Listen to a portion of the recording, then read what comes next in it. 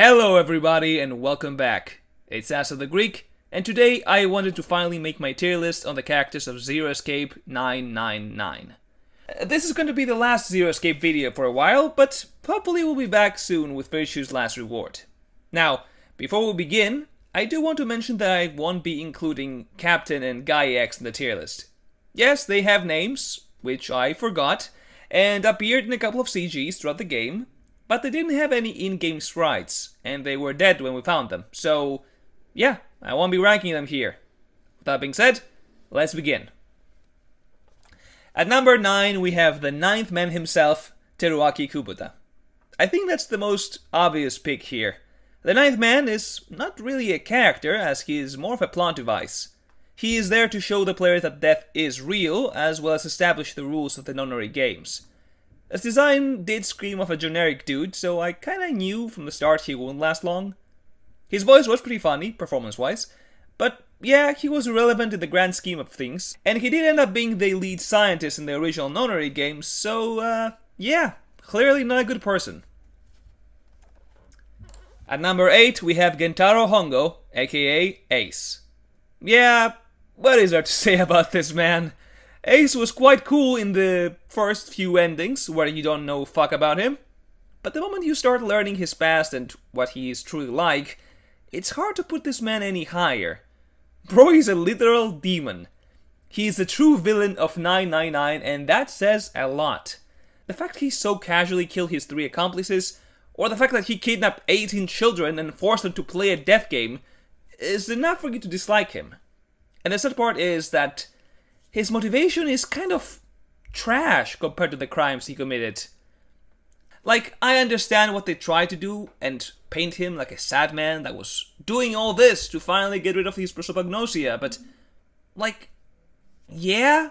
He seemed very happy when he dragged June back to the incinerator. He seemed very happy kidnapping these kids and forcing them to go through his games. His motivation feels very lackluster for what he did to achieve those goals.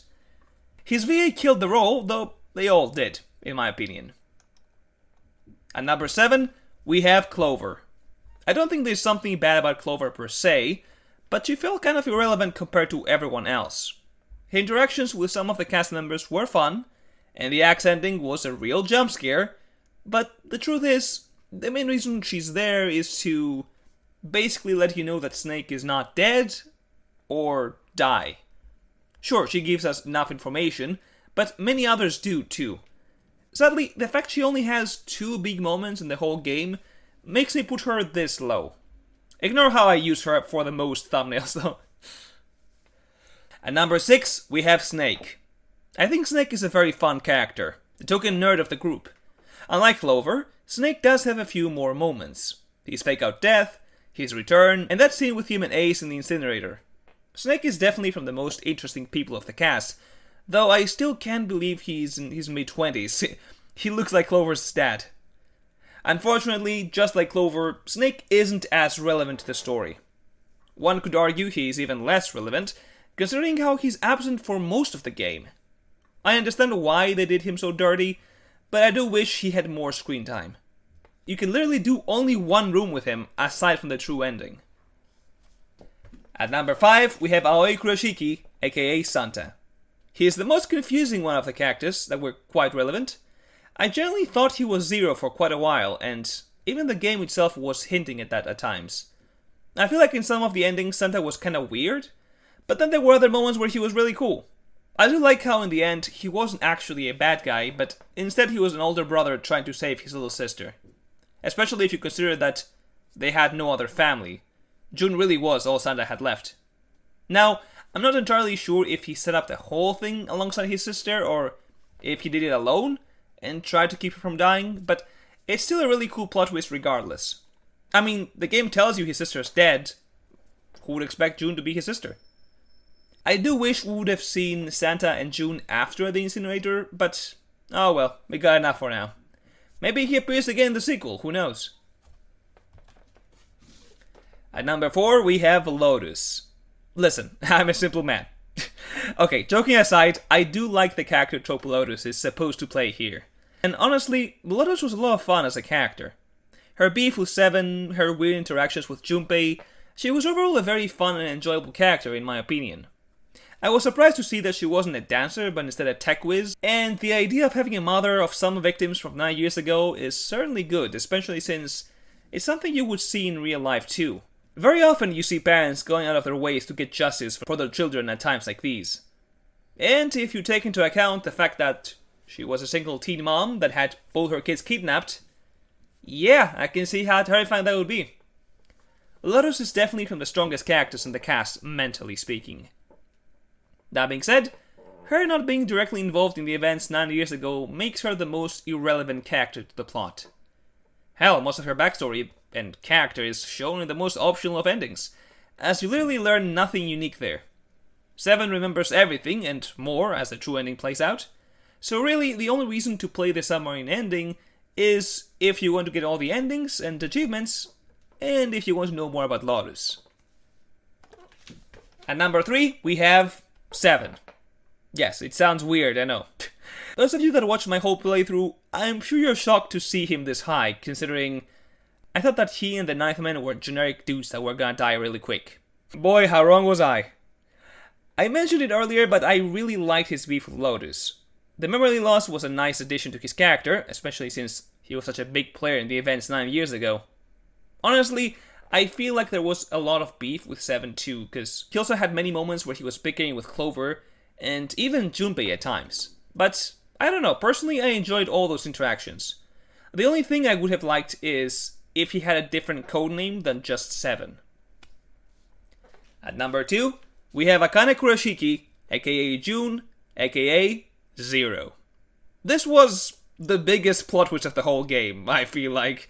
I think I suspected almost everyone except June until it was almost guaranteed that it was her. I do love time traveling and time paradox stories in movies and games, so I was definitely a big fan, even if I was a bit more confused than usual.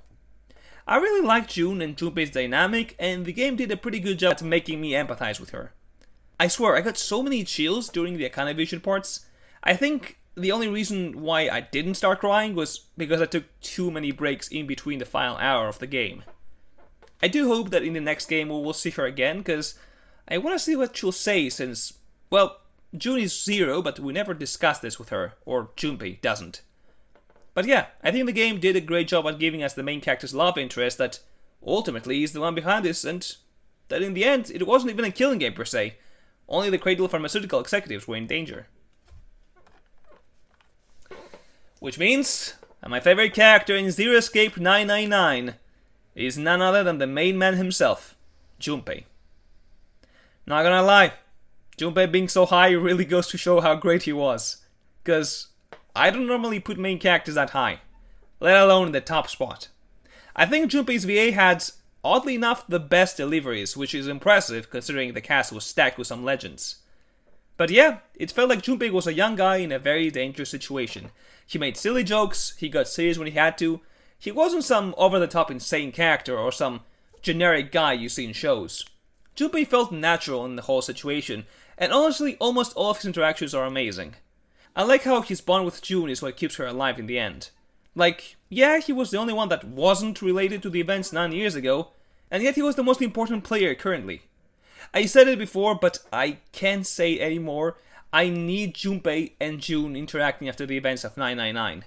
I want to know what happened. What did they say? I got really invested in their relationship, and maybe that's why I end up liking him so much.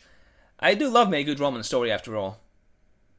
Anyway, you should be able to see the proper tier list now. These are my opinions on the cast of 999. This video should be coming out at the end of September, so I will say with some rough math, I believe I will be starting the second game around November. Assuming I stick to the schedule I made in order to finish Tetro, of course. Until then, let me know your thoughts on this list. Who is your favorite character? Feel free to tell me in the comments below, but until then, take care and I will see you in the next episode. Bye bye.